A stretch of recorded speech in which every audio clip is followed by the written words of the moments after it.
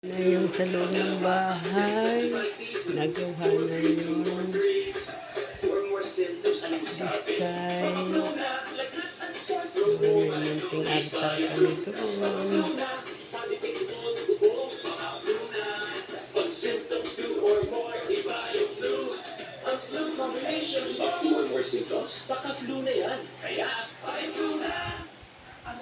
Yung aircon na bago. First day taping! Pero may last day na buhok.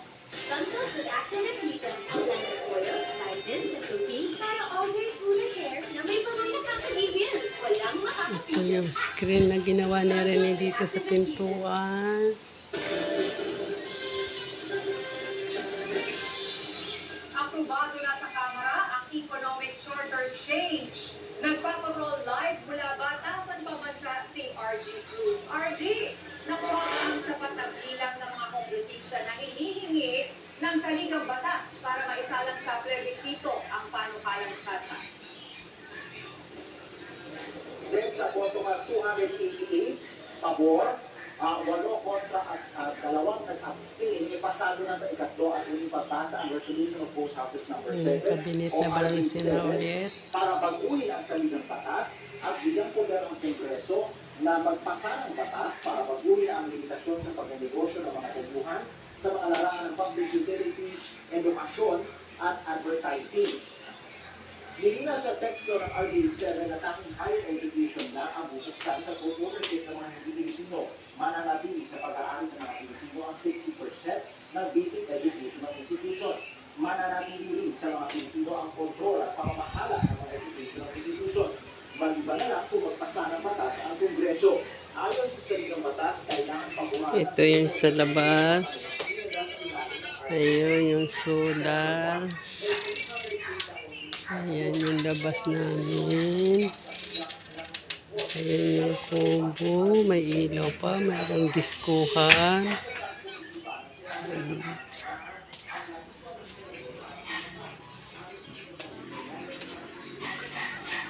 Teka, buksan natin yung ano. Ito yung santo na inuwi namin.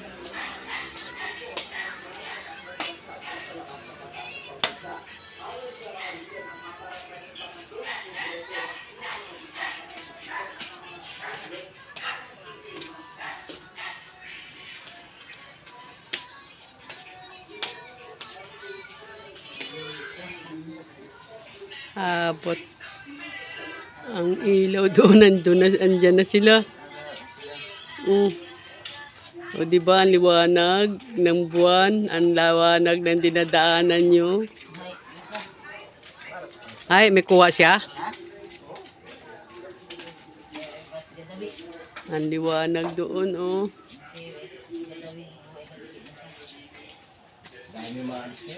Ano, maraming kuha ni Manoy Sos? Ah, wait, panguha.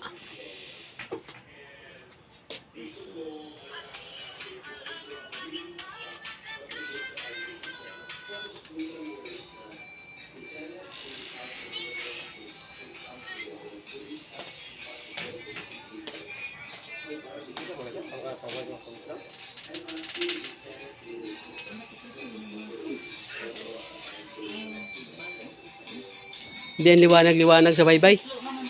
Maliwanag ang buwan.